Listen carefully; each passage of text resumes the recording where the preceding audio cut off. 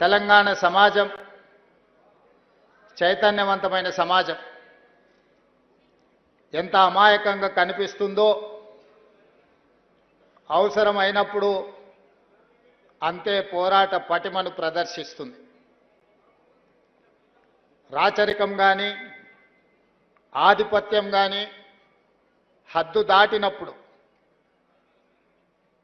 ఈ తెలంగాణ నేలను చెరబట్టాలని, ఈ తెలంగాణ ప్రజల మీద ఆధిపత్యాన్ని చెలాయించాలనుకున్నప్పుడల్లా ఈ గడ్డ మీద పుట్టిన బిడ్డలైన కవులు కళాకారులు తమ గళాన్ని తమ గజ్జెను తమ దుప్పటికి దుమ్ము దులిపి దిగంతాలకు తరిమిన చరిత్ర ఈ తెలంగాణ నేలకుంది. ఆనాడు నిజాం ప్రభువులు ప్రపంచంలోనే ఆగర్భ శ్రీమంతుడుగా ఈ గడ్డ మీద ఆధిపత్యాన్ని శాశ్వతం చేసుకోవడానికి ఈ భూమిని చెరబట్టడమే కాకుండా దళితులను, గిరిజనులను, బలహీన వర్గాల మీద తాను ఆధిపత్యం చెలాయించాలనుకున్నప్పుడు ఆ చెలాయిస్తున్న సందర్భంలో బండెనక బండి కట్టి ఏ బండిలో పోతారో నిజాం సర్కారోడా అని బండి యాదగిరి గలం విప్పితే నిజాం సర్కారు పీఠమే కదిలింది.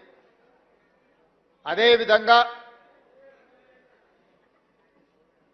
ఉమ్మడి రాష్ట్రంలో సీమాంధ్రకు సంబంధించిన సమైక్యవాదులు ఈ తెలంగాణ మీద ఆధిపత్యం చెలాయిస్తున్నప్పుడు ఓ గద్దరన్న, ఓ గూడ అంజన్న,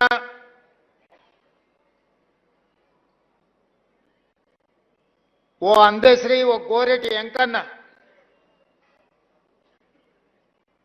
ఇక వీళ్ళ ఆధిపత్యానికి చరమగీతం పాడాల్సిందే, ఈ తెలంగాణ భూమికి విముక్తి కలిగించాల్సిందే అని చెప్పి మలి దశ తెలంగాణ ఉద్యమానికి పునాదులు వేసింది. అందులో భాగంగానే బడికి వెళ్ళని, బడి ముఖమే చూడని అందశ్రీ అన్న జయ జయ హే తెలంగాణ ముక్కోటి గొంతుకలను ఏకం చేసి ఈ తెలంగాణ ఉద్యమాన్ని ఉవ్వెత్తున నడిపితే ఈ తెలంగాణ రాష్ట్ర కళ నిజమైంది. ఉస్మానియా, కాకతీయ యూనివర్సిటీలనే కాదు, ప్రపంచంలో ఏ మూలన ఉన్నా తెలంగాణ గుండెకు జయ జయ హే తెలంగాణ గీతాన్ని చేర్చి ఒక ఉద్యమ స్ఫూర్తిని రగల్చిన గొప్ప తెలంగాణ బిడ్డ అందశ్రీ. బడి ముఖమే చూడని సహజ కవి అందశ్రీ ప్రతి బడిలో ఈనాడు జయ జయ హే తెలంగాణ పాడుకునేంత గొప్ప ప్రభావాన్ని ఈ తెలంగాణ సమాజానికి అందించిండు. బాధతో, ఉద్వేగంతో నేను ఈ మాట చెప్తున్నా. వచ్చిన తెలంగాణ రాష్ట్రంలో స్ఫూర్తిని నింపి తెలంగాణ రాష్ట్రాన్ని సాధించిన జయ జయ తెలంగాణకు అధికారిక హోదా లభిస్తుంది అని ఈ వేదిక మీద ఉన్నోళ్లే కాదు 4 కోట్ల తెలంగాణ ప్రజలు ఆకాంక్షించారు. జరిగిన ఉద్యమంలో అత్యంత కీలక పాత్ర. ఏ వేదిక కట్టినా, ఏ ధూమ్ధాము పాడినా అందశ్రీ పాట లేకుండా, అందశ్రీ లేకుండా తెలంగాణ ఉద్యమం జరగలేదు. ఏ వేదిక మీదైనా, ఏ పెదాల మీదైనా జయ జయ తెలంగాణ నానకుంటా తెలంగాణ ఉద్యమం, తెలంగాణ రాష్ట్ర సాధన సాకారం కాలేదు. అలాంటి గొప్ప స్ఫూర్తి వచ్చిన తెలంగాణ రాష్ట్రంలో రాష్ట్రీయ గీతంగా తెలంగాణలో వెలుగొందుతుందని 4 కోట్ల ప్రజలు అనుకున్నప్పుడు ఆనాటి పాలకుల నిర్ణయాల వల్ల జయ హే జయ హే తెలంగాణ మూగబోయింది. అది శాశ్వతమని వాళ్ళు భ్రమపడ్డారు. ఎందుకంటే ఈ గీతం తెలంగాణ గుండెల్లో ప్రతిధ్వనించినంత కాలం తెలంగాణ ఉద్యమం ఎవరు చేసిండ్రా అంటే ఓ గద్దరన్న చేసిండు, ఓ అందశ్రీ చేసిండు, ఓ గోరె టెంకన్న చేసిండనే, ఓ జయరాజ్ చేసిండనే చర్చ వస్తుంది. కాబట్టి ఈ స్ఫూర్తి నింపిన కవుల యొక్క కవితా గానాలను ఈ తెలంగాణలో వినిపించకుండా చెయ్యాలని ఆనాటి పాలకులు కుట్ర చేసిండ్రు. నేను ఎక్కడో చదివిన పెన్నే కదా అని మన్ను కప్పితే గన్నులై మొలకెత్తుతాయని.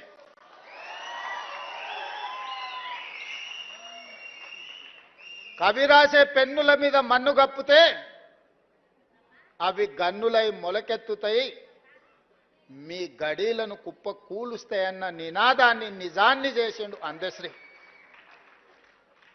10 సంవత్సరాలు మూగబోయి ఉండొచ్చు మీ ఉద్దేశంలో, కానీ తెలంగాణ ప్రజల గుండెల్లో నిత్యం గానమై జయ జయ హే తెలంగాణ జనాలు పాడుకున్నారు. నేను చేసింది ఏమీ లేదు. తెలంగాణ ప్రజలు పాడుకున్నది, 4 కోట్ల తెలంగాణ ప్రజలు కోరుకున్న జయ జయ హే తెలంగాణను రాష్ట్రీయ గీతంగా ప్రకటించడమే కాకుండా ఈనాడు చదువుకునే ప్రతి బడిలో పాడాలి, చదువులు చెప్పే ప్రతి పుస్తకంలో రాయాలి అని ఈ ప్రభుత్వం ప్రజాప్రభుత్వం కాబట్టి నిర్ణయం తీసుకొని ఈనాడు పాఠ్య పుస్తకాలలో మొదటి అంశంగా జయ జయ హే తెలంగాణను చేర్చడం జరిగింది. అదేవిధంగా సర్వం ఒడ్డి సర్వం త్యాగం చేసి ఏమీ ఆశించకుండా ఆలోచించకుండా 5 దశాబ్దాలు ఈ ప్రజల కోసం పనిచేసిన కుటుంబాన్ని ఆదుకోవడం ఆ కుటుంబ సభ్యుడిగా నా బాధ్యత. అందుకే ఎన్నికల కంటే ముందు ఓ గద్దరన్న ఒక అందశ్రీ ఈ ప్రజాపాలన అధికారంలోకి రావడానికి శాయశక్తుల కృషి చేసిండ్రు, కలగన్నరు, రావాలని పోరాటం చేసిండ్రు. తెలంగాణ ఉద్యమం తెలంగాణ రాష్ట్ర సాధనే కాదు. ఈనాడు నేను మా మిత్రులు పెద్దలు దామోదర్ రాజనరసింహ గారు, అట్లూరి లక్ష్మణ్ గారు లేదా ఉత్తమ్ కుమార్ రెడ్డి గారు ఎవరమైనా మంత్రులో ముఖ్యమంత్రులో అయినము అని అంటే వాళ్ళు ఇచ్చిన స్ఫూర్తి, వాళ్ళు చేసిన పోరాటం ఎవరు కూడా మర్చిపోలేనిది. అందుకే ఒక గద్దరన్నను ఒక అందశ్రీని ఈ ప్రభుత్వ పెద్దలకు ఒకవేళ అనుకోని అకాల మరణం వస్తే ఏ విధంగా ప్రభుత్వ పెద్దలను ఆదుకుంటామో ఈ తెలంగాణ సమాజానికి పెద్దలైన గద్దరన్నను అందశ్రీని ఈ ప్రభుత్వం ఆదుకుంటుంది, భవిష్యత్తులో అండగా నిలబడుతుంది అని చెప్పి అభిమానులందరికీ నేను చెప్పదలుచుకున్నా. అందుకే వారి కుటుంబానికి ఉద్యోగం ఇచ్చినా